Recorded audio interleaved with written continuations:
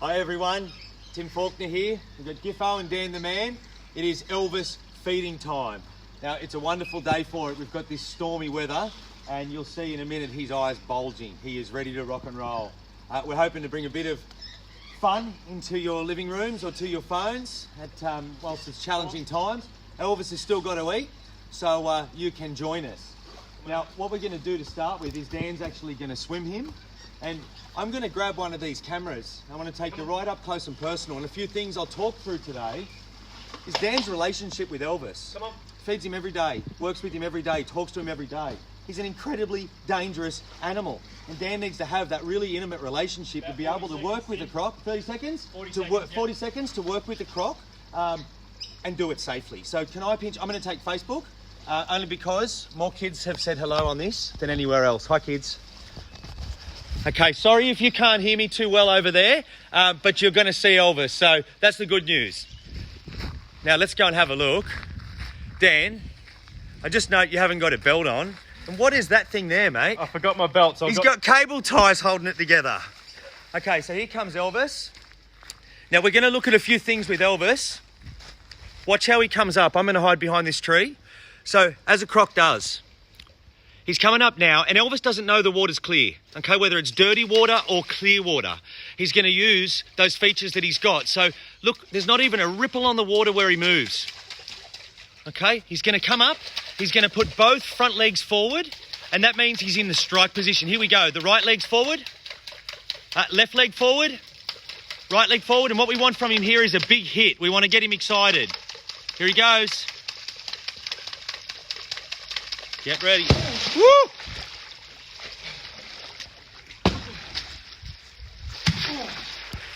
Okay, there you go. Now Elvis will go back in. How are you, mate? How are those undies? Let me get my breath back. Okay, Dan's going to talk to Elvis now. Come on, Elf. Come on. And he's going to get him to move. So you watch. Elvis is watching Dan's every move. So we'll tail walk him now, Tim. Tail walk him? Okay. Come on. So one thing that crocs do in the wild is feed from the water here like we just saw, which is to come up in ambush position at a spot they know their prey come down to drink. They stay under the water, fully submerged. They've got that eyelid where they can see in the water above. They've got great judgment. Another one is crocs jump. They jump for fruit bats or water birds. Come on. So Elvis is going to come along. Look how he's swimming here. Again, not a ripple on the water. Such a big animal. We're going to get to this deep part here. Can he go to the deep? Yep. See he's hugging that side of that pond there. Okay, so he knows. Elvis has got a good memory too. Really instinctual. He knows exactly what he's doing. We'll get him now. This is what Dan sees. All right, let's get it to him. Oh, bang! Wow. Crunch. Woohoo! Okay, now Dan's got to keep moving. He's actually in contact with Elvis the whole time. Come on. And Come. We'll bring him right out, hey? yep. Come on. Come on. Come on. Come on. Come on. Big juicy. Okay, here we go.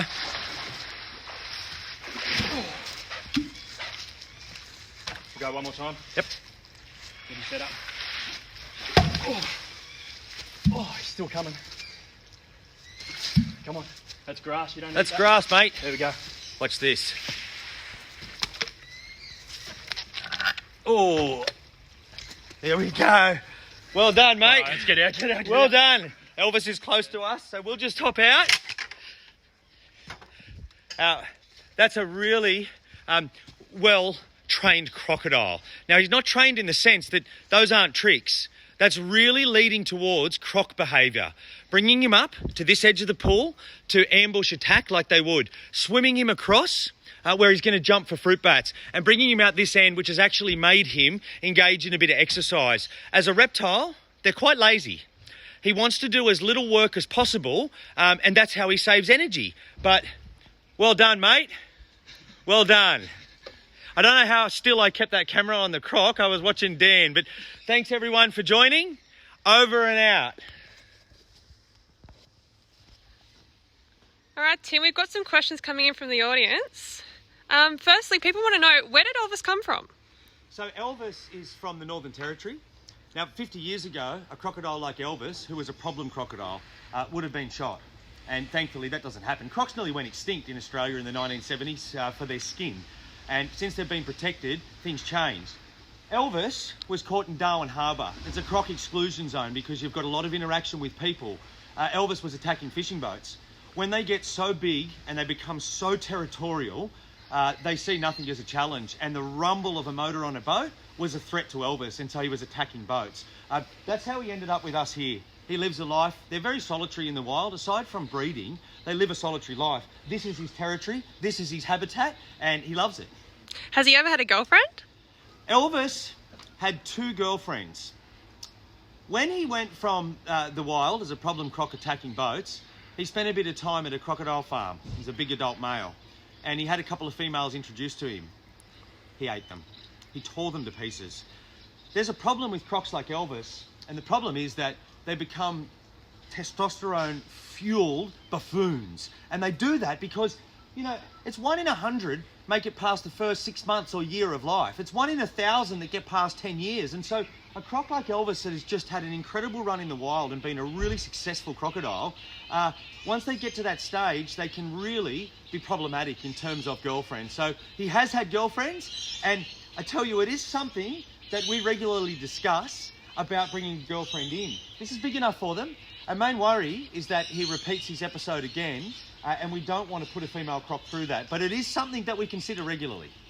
We saw him do what we called a tail walk before. How high can he, jump using that technique? The crocs the smaller the croc, the higher they can jump because there's less mass to get out of the water. Something like a croc like Elvis can almost get his full body length. Now, he's really got to push hard, but his tail is incredibly strong. So you're talking basically until he can get to halfway along his tail on that first big thrust, he can get almost his whole body length out of the water. How many teeth does he have? Oh, Elvis has, do you know how many do crocs have? Anywhere between 64 and 72. He's pretty much got every one. Okay, so they roughly have between 64 and 72 teeth. And Elvis, he has good dental care. When Elvis came here, one of the things that's noted, and it's always noted by our visitors, is his teeth. He has, we had an old croc, Eric, a long time ago. Eric, his teeth were nothing like Elvis's. They were quite short, they were blunt. Elvis has got these bone crushers, and I don't know whether that's a little of an individual trait between crocodiles, but he has the best set of teeth you will ever see on a croc. So we're assuming that he has about 70 to 72 teeth. Does Elvis have a favourite food? Elvis isn't too fussy when it comes to feed, and it's an interesting question, and thank you for asking it. I just want to tell you something first. Every time a crocodile grabs its prey, it closes its eyes, and they sink into bony sockets. They do that to protect themselves, because if you're going to grab onto a buffalo, the buffalo's got horns and hooves and teeth, it's going to try and bite. So they protect their eyes. I tell you that because every single time Dan feeds him, Elvis closes his eyes. He doesn't know whether he's got the chicken or Dan. We don't mind that because it makes him predictable and we can work with him. But every single time, as far as Elvis is concerned, he just got Dan's hand. Favourite foods in the wild are basically anything that will come to the water's edge. Here he goes. There's half a tonne of croc moving back to the water. His favourite foods here are big, white, fluffy chickens or ducks. He likes the size of them. I think he likes the texture. There's a bit of bone. There's a bit of meat. They're probably quite tasty.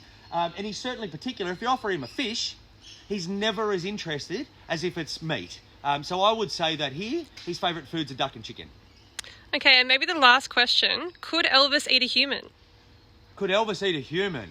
The short answer is absolutely. Elvis is lethal. I have to elaborate on that and say, one of the things is, and it's where we see the death roll in crocodiles, where they grab onto their prey and roll and roll.